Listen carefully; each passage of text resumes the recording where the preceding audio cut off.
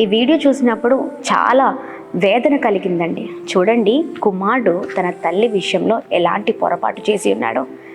తల్లి అనారోగ్యంతో ఉందని చాలా ఆ అనారోగ్య పరిస్థితుల్లో చాలా విసుగు చెంది ఆమెని ఎలా అయినా ఏదో ఒకటి చేయాలి, వదిలించుకోవాలని చూశాడు. అందుకనే ఈ వీడియోలో మీరు చూసినట్లయితే తల్లిని బలవంతంగా ఆ మెట్ల మీదకు తీసుకెళ్ళాడండి కుమారుడు.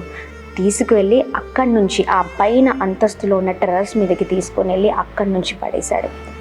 చూడండి, ఏమీ తెలియనట్లుగా మళ్ళీ తన గదిలోనికి వచ్చేశాడు. ఎవరో సమాచారం ఇచ్చారు బయట వాళ్ళు. అది చూసిన వాళ్ళు, మీ తల్లి పైన టెర్రస్ మీద నుంచి కిందకు పడిపోయిందని తెలియనట్లుగా వెళ్ళిపోయాడు. చూడండి, ఎంత భయంకరమైన స్థితిలో ఈ ప్రపంచం ఉందో. ఈ కుమారుడు చూడండి తల్లిని చంపేశాడండి. తల్లి నవమాసాలు బిడ్డల్ని మోసి ఎంతగానో వారిని ప్రయాసపడి కానీ మంచి జీవితం ఇవ్వాలని తల్లి ఆశిస్తూ ఉంటుంది. వారికి ఏదైనా జరిగితే తల్లి తట్టుకోలేదండి. కానీ ఈ కుమారుడు చూడండి తల్లిని ఎలా విసుగు చెంది చంపేశాడో, ఆ టెర్రస్ మీద నుంచి పడేశాడు. ఇలాంటి కుమారులను ఏమనాలి?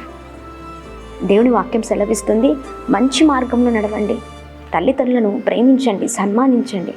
ఇవి తప్ప అన్నీ చేస్తూ ఉన్నాం కదా. ఈ వీడియో చూసైనా జాగ్రత్తగా ఉందాం. దేవుని దీవెనలు, దేవుని దయను పొందుకోవాలి అంటే తల్లిదండ్రులు ప్రేమించేవారిగా, సన్మానించేవారిగా ఉందాం. Praise the lord.